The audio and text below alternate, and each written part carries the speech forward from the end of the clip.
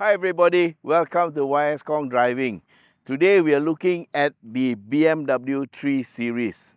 The 3 Series has always been a very much sought after sports sedan in this country. And today what we are looking at happens to be the latest update for 2023. This is the 330i M Sport. Let's have a look and see what makes it tick.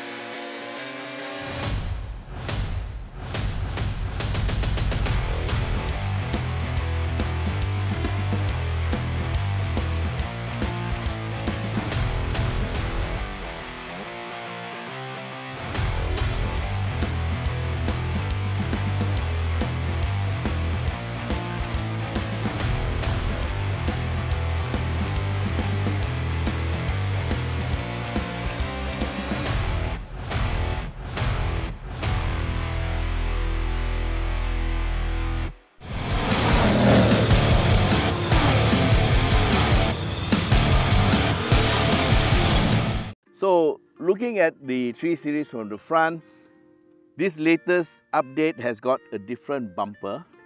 Headlights are different, and of course these are LED projectors. You get also a grille which is active. These slats here are closed for aerodynamic purposes, but when the engine needs some cooling, these slats will open automatically to allow air in. And over here you also have some brake cooling ducts. It also helps with the airflow around the front tires. Overall, I think the front looks a bit more mature because now this is an expensive car, yeah? So a bit more mature people will be using it. Okay, let's move to the side. And at the side, you get 18-inch wheels. These are M wheels and also M brakes. So this is the M Sport package. You get a 4-pot caliper, special rims, and the suspension is a sport suspension. For cars made after March 2023, there is also an option for adaptive suspension, and that only costs 2,000 ringgit more.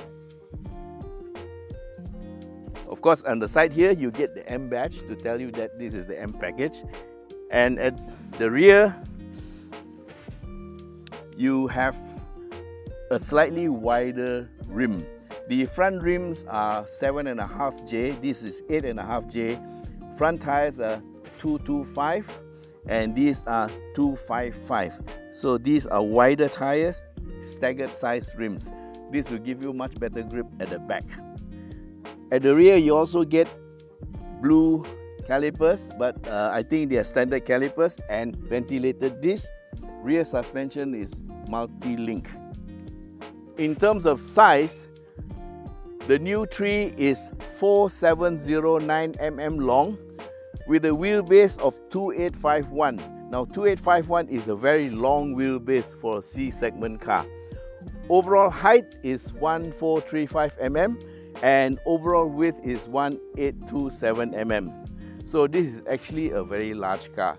So you can say it is a C segment sedan with D segment dimensions. Let's take a look at the back. So at the back here you get new lights, slightly different in design from the previous one, and they're LED. And at the bottom you have a new bumper with this part that looks like a diffuser, but it's actually part of the bumper, and twin tailpipes. So now let's take a look at the engine. Oh, very light. So this bonnet is built with a double lock, so there is no more that fumbling in here for that latch, yeah? So all you have to do is pull that bonnet lever twice and it opens. I'm very happy to note gas struts here and there, and this bonnet, yes, it looks like it's aluminum, so it's very lightweight. And note guys, there is no insulator, right? So we have a 2-liter inline 4 gasoline engine that's turbocharged. you get 258 horsepower, 400 Newton meters of torque, 0 to 100 in 5.8 seconds, and a top speed of 250 kilometers per hour, which is electronically controlled. Drive is to the rear wheels through an 8-speed automatic gearbox. Now, in terms of the build, this car is built on the new type of car architecture where all the strength is in the inner skeleton of the car or inner frame. All the fenders here are on the outside and they are just actually bolted on parts and they do not carry any strength. In the front here, there's a bar here that goes across. It helps to strengthen it a bit, but the main purpose is to carry the aircon and the radiator parts. So there's very little weight here. Even the lights are made of plastic. Now, moving to the side, I would like to show you something about the engine. So if you look at the wheel versus the engine actually sits behind the front wheels. So all the weight is at the back, and this is very close to 50-50. BMW always tries to go for 50-50 weight distribution, and I think it's pretty close with this type of build. Okay, let's have a look inside the car. With this bonnet, you have to slam it.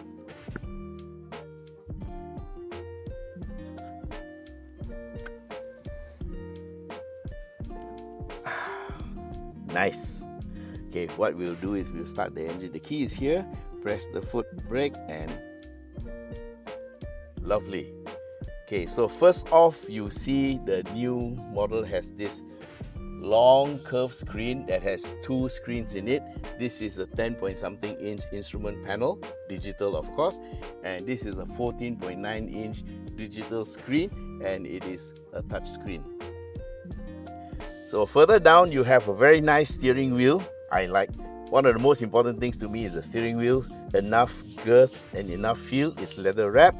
And paddle shifters, nice. Okay, you have your steering controls. We'll go into that later.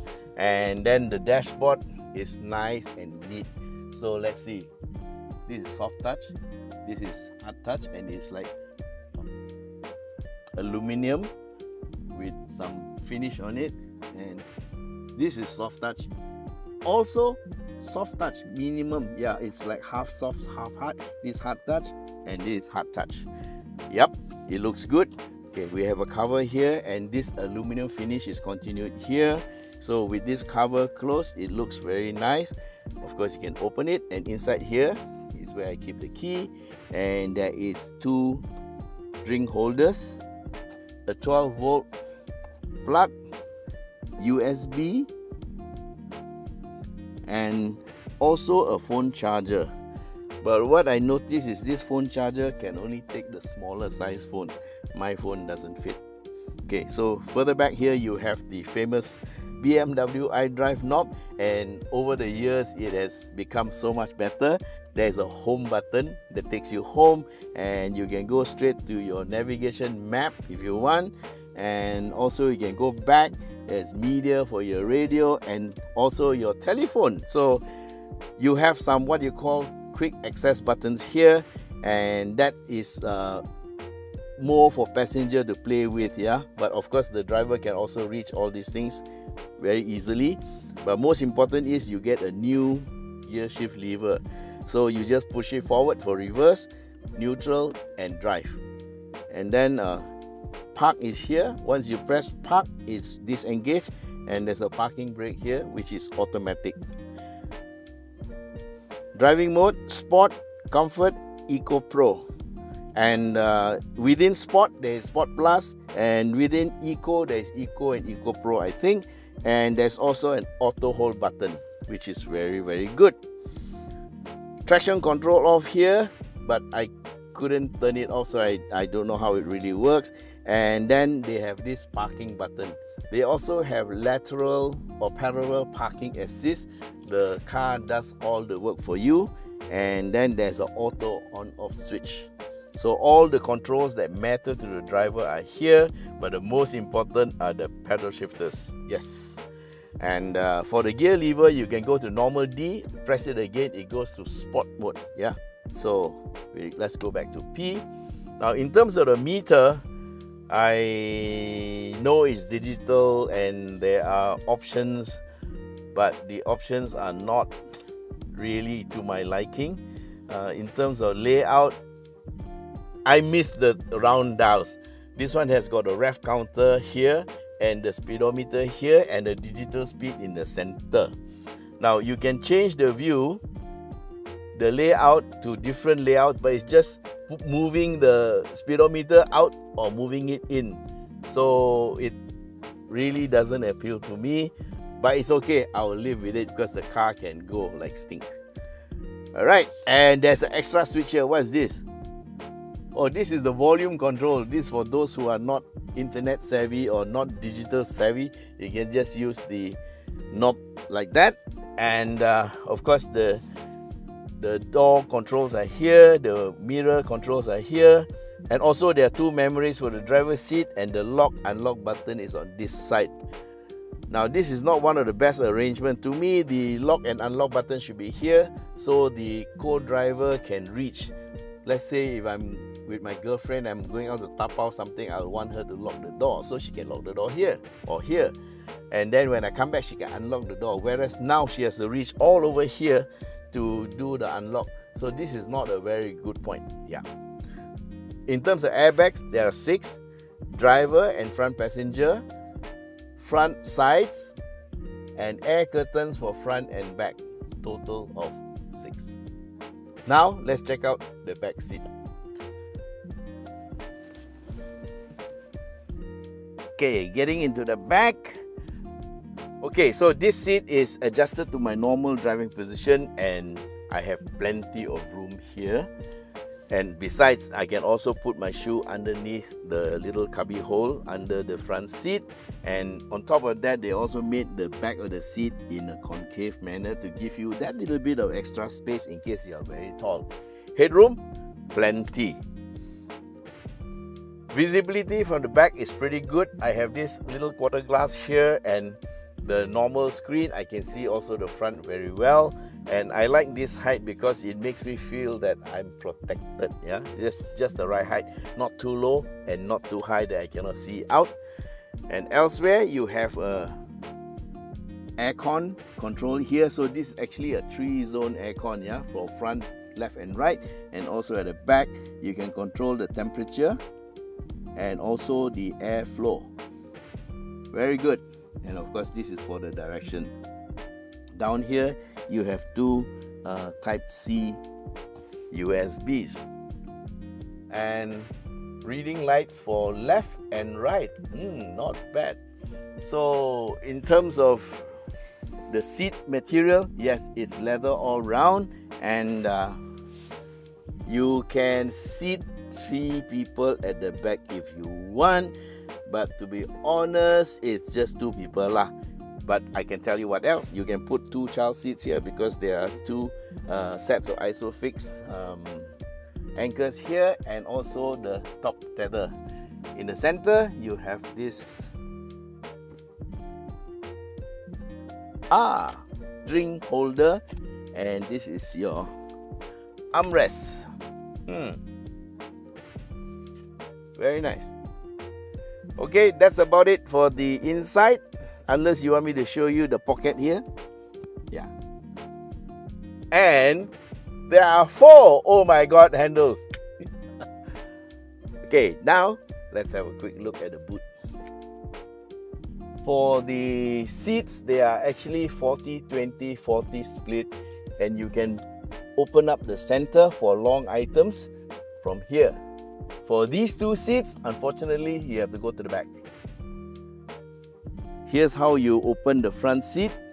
You pull this lever and it releases it. Then you go to the front and you open. And it opens up quite flat. There's the similar one for the other side, but we'll just open one side. In the boot, there is no spare tire. Just to show you, there's just the battery. No space for a spare tire, so there's no spare.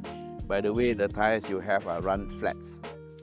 And total boot space is 480 liters. So it's quite okay lah for this size of vehicle. I think you can put 2 golf bags diagonally.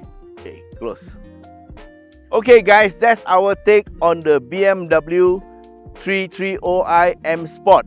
The selling price is 319,000 on the road without insurance, and that comes with the service package and extended warranty. You can cut away the service package and extended warranty, and then you only have to pay $299. Anyway, if you want to buy this car, you can book it through us at shop.yskonggdriving.com or go to WhatsApp and send me a WhatsApp at 016-335-0609. Thank you very much for supporting our channel, and it's with your support that we can continue to give you awesome content like this. Till we meet again in the next video, bye!